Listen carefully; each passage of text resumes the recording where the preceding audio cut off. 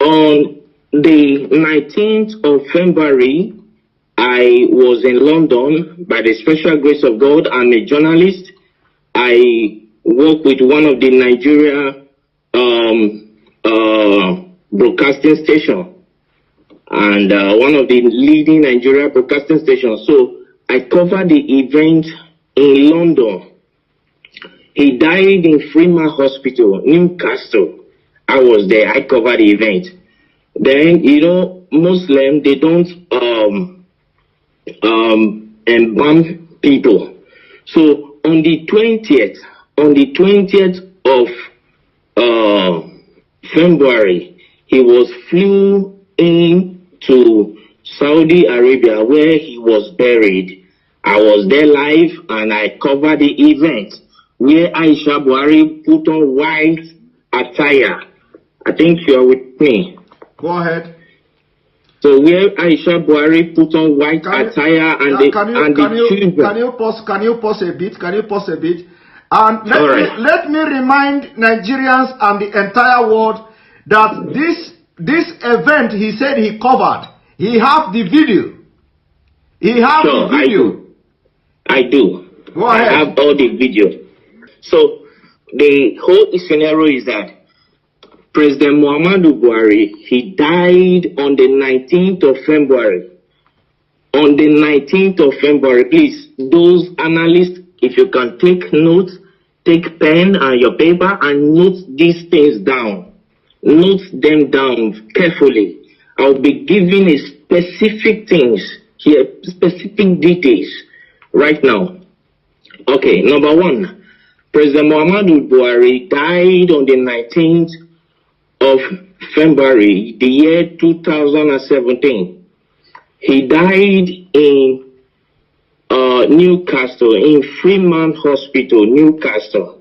He died as a result of heart problem, heart disease, which the Nigeria presidency failed to disclose. Are you getting what I'm saying, sir? Yes, So he told me, and he offered me money too. He offered me a bribe. He said, as long as I kept quiet, then I called the vice president too, Yemi Osibanjo. You called the vice president too? Okay. Yes, I have his contact, but I for security reasons, I wouldn't want to disclose his contact to the public. You understand what I'm saying? Yes, go ahead. If you needed one, I can give it to. No need. Just go ahead. No need. So I called Professor Yemi Osibanjo. I called him. I went to his office to meet him in Aso Rock in Abuja. So when I got there and I told him, sir, we understood because I was the one that covered that news. I'm from so place. I introduced myself to him and he welcomed me. He sat me down. I told him this according to the law that I know because my father is in Nigeria. You understand me now? My father is in Nigeria. My mother is from the British. Is from England. So I told him that according to the laws that I know in Nigeria, when the president died, the vice president automatically will become the president. You understand? As a way of moving the country forward. He said that the Nigerian government is not run in that system. I said no. When Goodluck Jonathan was there, that was what happened. When the president died, he was the vice president and he came up to be the president. You understand what I'm saying? And he said, please, for my safety, I should keep quiet and go my way. That the course of things will play out by itself in Nigeria. The reason I got to understand that. Can you pause a little bit, please? I know that this is very difficult, when I'm, pausing you all the time. So, is it that because of the way you have actively trying to air this news was the reason why you were suspended and sacked or something? I wasn't sacked, sir. I was suspended. Okay, you were suspended. Okay. So was it the reason? Was it the reason you were suspended? Yes. Okay. All right. Go ahead. I told them that I will publish it. Then, as at that time, I was receiving so many threats. Like, seriously, people started threatening my life, threatening me here and there. Then I called, what's it called? El-Rufai, because El-Rufai was there when Buhari was being buried in Saudi Arabia. El-Rufai was there, the Sultan of Sokoto was there, Ganduje was there. As at that time, then about 10 or 11 persons, prominent people from Nigeria were there, including other people who came to the burial ground. But the people that were there, El-Rufai was there. The Sultan of Sokoto was there. You understand what I'm saying now? Yes. So when they were burying him in Saudi Arabia, and they started threatening me. At that time, they threatened me. Because I told them I would publish the video. You understand what I'm saying? Yes. Right. Thank you. First of all, I started doing this on Twitter, but Twitter, they are restricting me. I want to first of all say, you can follow me on Twitter with the name Boris Moro, Boris Moro. Hello. Then on April 17th, one American journalist by name Mark Smith, he came up to say that the corruption going on in Nigeria is unbearable, that he can only imagine how the Nigerians are surviving in that country, that there is corruption everywhere. You understand? So we just talked over all this. But what actually prompted me to come up to this tonight is, one, the Nigerian youth have been suffering 60 years of independence, 60 years of suffering and smiling. And yet the government is taking them for granted. Now the Nigerian youth, they came up to say, no, enough is enough. We don't need this anymore. Let's put an end to this. All what they could do was to send the military to fire them. If they think maybe I am lying, let Aisha Buhari, the wife of the late President Buhari, come up to tell me that the imposter parading himself as the Buhari is her husband. If I am lying, okay, hold it there. First of all, I want you to tell me, because you are one of the best journalists, but people don't know. Like I said, you don't need to mention your name. You don't also need to mention the Nigeria TV station where you work and all that. So now during the time when this man died, I want you to tell me, what did you do? Like, did you contact anybody in Nigeria, like any prominent politicians, and who is the person and what did you discuss? And can you tell us why, what happened that the Nigerian media didn't carry out the news, including? So the Nigeria Aisha was putting on white as a sign of mourning to her husband, who is the late President Muhammadu Buhari. Then the children, according to the Muslim tradition, were putting on black. I have the video, I have the photograph and everything. You understand? Then on the 23rd of February, I was in Ethiopia as a journalist. I moved around.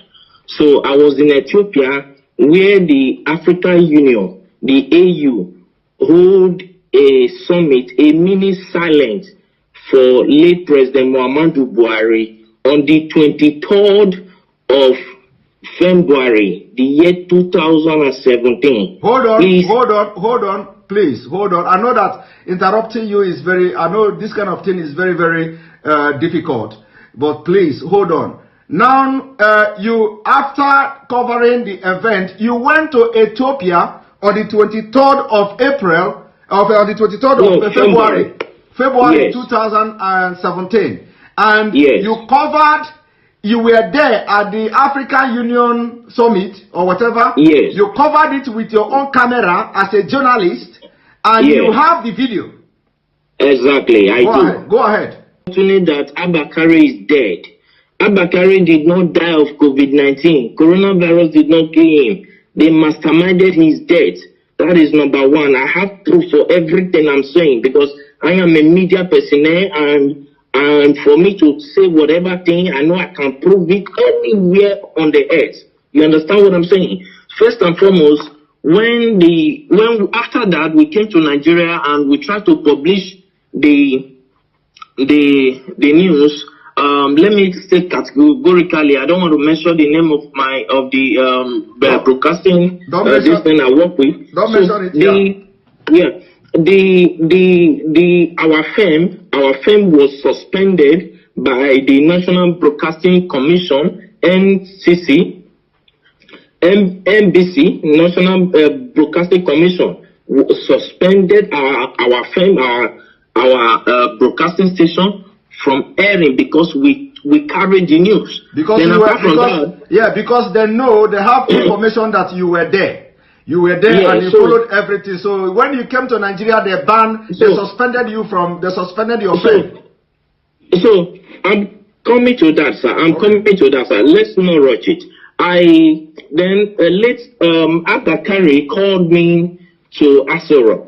You understand what I'm saying? Yes. So I flew into Abuja to go and see him, and he told me that if I can keep quiet, that my safety to be alive will be guaranteed, and for my generation to come, no, we suffer again as a result of the bribe he was offering me. You understand what I'm saying? Yes. So I told him, accepting bribe is not the problem, but my conscience will judge me till I die. Yes. So I cannot do that. And to God who made me, I'm saying this categorically, and God Almighty is my witness.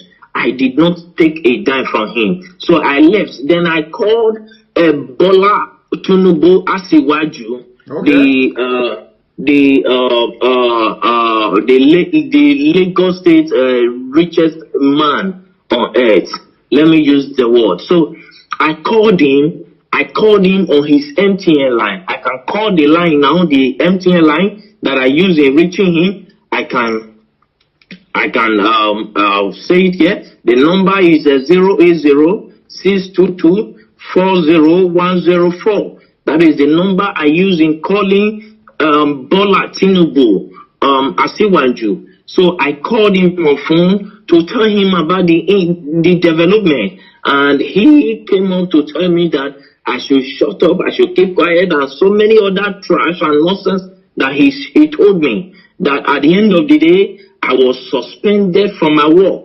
You understand? As a journalist. Okay, hold it there. So you called Bola Ahmed Tinubu to tell Tinubu, of course you normally call him too. This is not the first time you are calling him, by the way. We normally communicate. Okay, so you called him on this number you called now, 080-622-40104.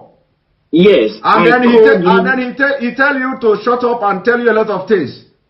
He specifically, I can still remember, I still have the record of that conversation. You understand? Because as a journalist, you keep record of things because years to come you might need it. You understand me? Okay. So I still have the record of that conversation. So when I called him, he told me that Nigeria is not like other countries. That Nigeria hemps of affair revolve and must continue to revolve around the cycle. You understand now? He told me that it must continue to revolve around the cycle, that the system of governance in Nigeria is different from every system of governance in the world, on earth, that in Nigeria transparency is something that they don't toy with, that they try to hide everything, that it's not everything the masses must know. It's not everything the masses, the people of Nigeria must be aware of. And I understand that many of them are hearing me right now. I understand that many of them will come up to say it's a lie, nothing like that happened. But if any of them can come up to challenge me that this and this and this I'm saying now never happened, I will be very glad, because I will pick it up from there. I will take it to the court, to the International Court of Law. Let Aisha Buhari come up to tell me that the man he's posting as a Buhari is the real Buhari. I will come up with every evidence, including the video of how he was wrapped with the Nigeria flag, with the green, white, green cloth. Okay. I will come up with the video of everything. Okay, let them come out and challenge me. Okay, hold it there. So actually, the video and all these pictures were taken away from you, but you have your own backup as a journalist. I always have backup. All right. I always have backup. Go ahead. Continue. My camera was seized as a journalist. It was seized at the airport in Lagos. Your camera was seized at the airport as you are coming back to Nigeria? Yes, in Lagos. Okay. Till today that I'm talking to you, I've never set my eyes on that camera. But you have backup. You they didn't know that. You know they are Of course, I have all my backup. Even this evening, I was going through the backup. I was playing all of them. I was going through them again. So if they want to debunk this thing, I'm saying that it's a lie. Nothing like that happened. How come the AU, the Africa, our presidents, had a minute silent for them? As at that time, I could remember I called the president of Ghana on this issue. The president of Ghana told me that it is not in their interest, that if the people of Nigeria cried out for 30 days, that is when they will take up the case, that the AU will take up the case. As long as nobody has cried out, that it is assumed that they understood what is going on, that in Nigeria is not Ghana. That is what the president of Ghana told me. You understand what I'm saying now? Yeah. I understand that many of them are hearing me right now. Let any one of them come up to challenge me. I went to Ethiopia. I spoke with a prime minister, with one of the lawmakers there, and he told me that it is not in their interest. Then I accused him of being bribed. If not, he would have come up with an action, because he is the secretary of the AU, of the African Union. You understand me now? As at then. Yes, as at that time. So I challenged him. I accused him that they have been offered bribe, and he told me that he has never received any bribe from Nigeria, though many of them are coming with proposal. But whether he later accepted bribe, I don't know. You understand what I'm saying now? But the truth is this: Buhari is long dead in Freeman Hospital in Newcastle in London on the 19th of February, the year 2017. He's dead. Buhari is dead. He was buried in Saudi Arabia. Nobody can tell me that he's still alive.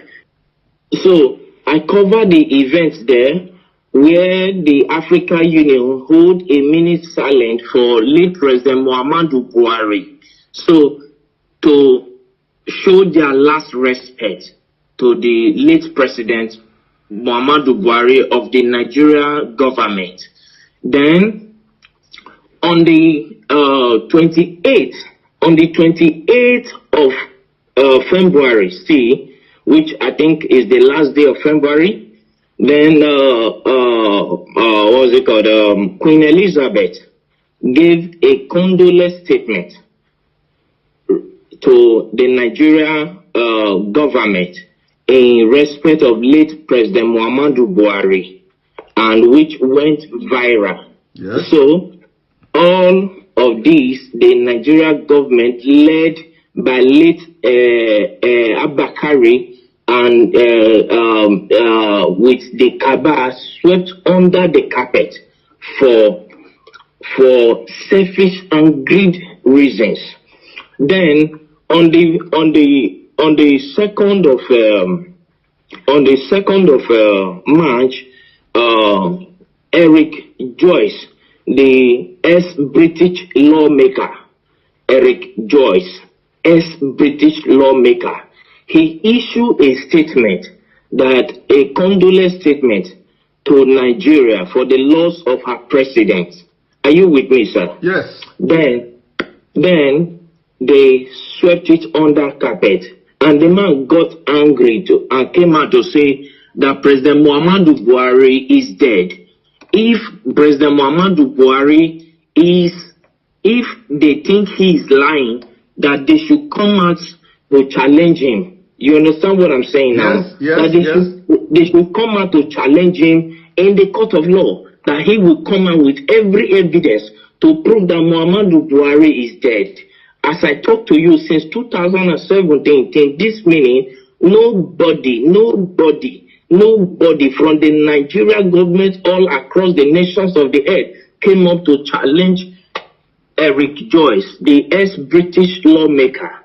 That went by. Buhari, that I know, if you look, when Nnamdi Kanu came up, you understand, they said that he's talking rubbish. I have never met Nnamdi Kanu on face to face. He doesn't even know me. He doesn't even know whether I'm fair or black. He doesn't know me. And I've never given him anything. He has never given me anything. You understand now? But the truth is, as a journalist, I swore an oath to stand by the truth at all times.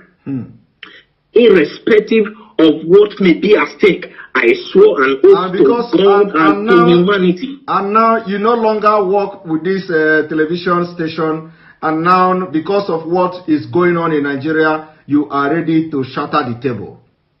If I am not answerable to any Nigerian authority, you understand now? When I was suspended, I was waiting if my suspension would be lifted. I waited for a period of 6 months. My suspension was not lifted. Then I resigned. I sent them my resignation letter. Then I left. I started my own firm by myself. You understand me now? Which I am growing by the special grace of God. You understand what I'm saying now? Then what we do, because a lot of people, of course, a lot of people are demanding that we are not going to discuss here, whether we are going to, how we're going to bring video to start flashing and stuff like that, because we want to be killing them, slowly.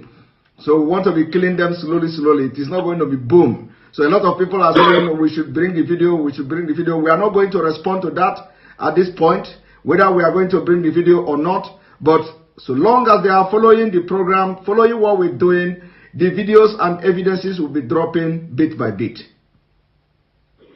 All right. Thank you very much. Issue is, thank you, sir. Please, I want to say something, sir. Okay, go ahead. Thank you very much. I appreciate you. I appreciate what you are doing, and I appreciate the good people of Nigeria who stood up to say, no, we cannot face this anymore. I appreciate all of you. But one thing we must understand is the spirit of unity has to be strong in the Nigeria youth.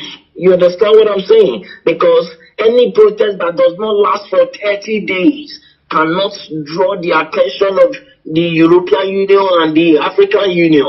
You understand now? Yes. So if I'm saying this to the Nigeria youth, so that they will understand what they are doing. You understand? Because right now, revolution is what is needed. That is why the Nigeria government are doing everything to block everywhere. That is why they paid people to go and shoot. Those are the people, those are the military. The military that Buhari ordered the shooting, and the governor of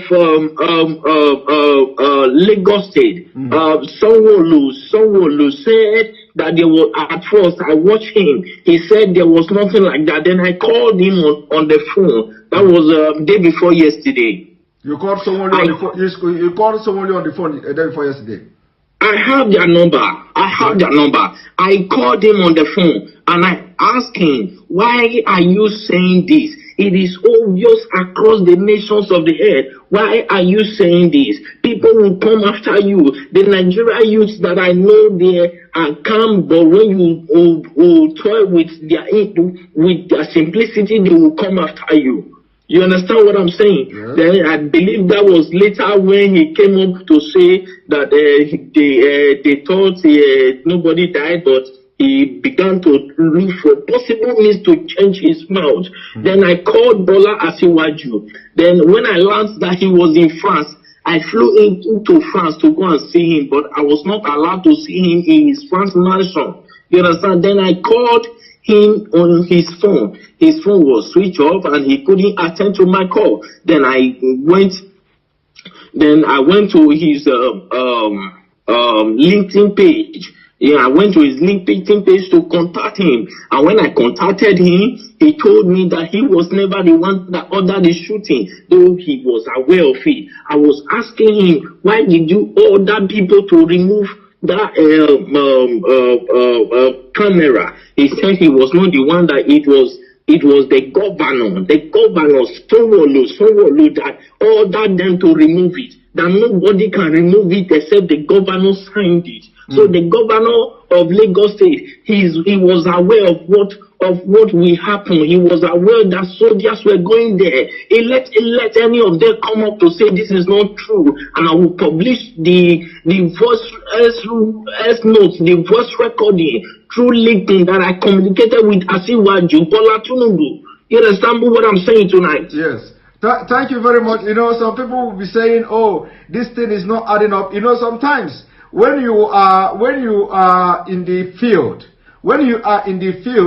the way this Nigeria politicians, the way this Nigeria story goes, you know, sometimes it will go up and go down. Some people may not be, you know, getting the point. Some people may not understand, you know, why would you go to France? Why would you do this? You know, but when a journalist who is like, you know, dealing with all these politicians in Nigeria, and you want to be the person to have the first-hand information of whatever that is happening, and especially when you are out of the game, especially from the Nigeria space, and now you want to be, you want to have first-hand information of what is going on. You know, sometimes when something like this happens, of course, you can fly to anywhere just to get the information and get the first-hand information, you know, to have it in your own space. But anyway, sure. I must thank you very much. This is the first time you are talking to anybody about this. Yes. This is the first time ever you are talking to anybody about this. We are going to continue our discussion. It is not going to be online.